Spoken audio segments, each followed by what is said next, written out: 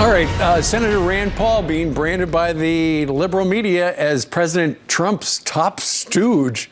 But since when is siding with the president such a bad thing? Joining us right now to react is Kentucky Senator Rand Paul.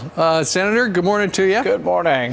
So New York Magazine says that you're Trump's most loyal stooge because while other members of your party have some opposition to Mr. Trump, you seem to want to actually try to advance his agenda.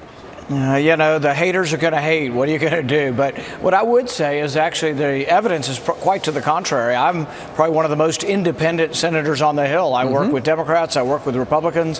If I like what the president's doing, and I think a lot of what he's doing is good, I'm happy to support it. I'm not embarrassed to support conservative policies. But I was also the only Republican that voted against a budget that would have added $9 trillion in new debt. So I'm hardly someone who's afraid to tout the party line. Well, it was probably just clickbait. They put it up there and we clicked on it and you just answered it. Thank you, sir. Meanwhile, you were with us about 10 days ago to talk about your Senate Bill 222, which is the Obamacare Replacement Act. What's the status on that right now?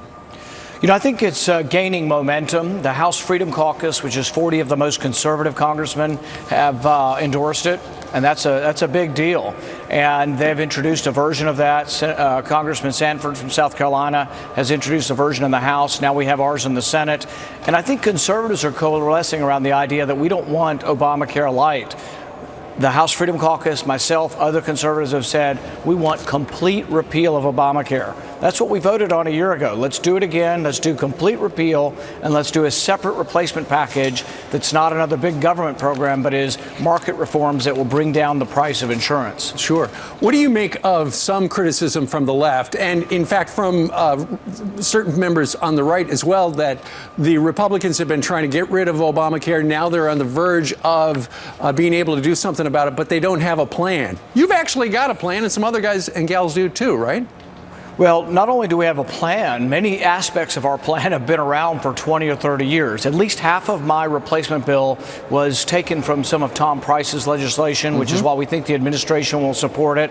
It's basically three things: legalize the sale of all kinds of insurance, including inexpensive insurance, allow health savings accounts with a tax credit so people can save. They can spend it on their deductible, their premium, their copay, weight loss, vitamins, exercise. And then the final aspect of the plan is to let individuals join an association.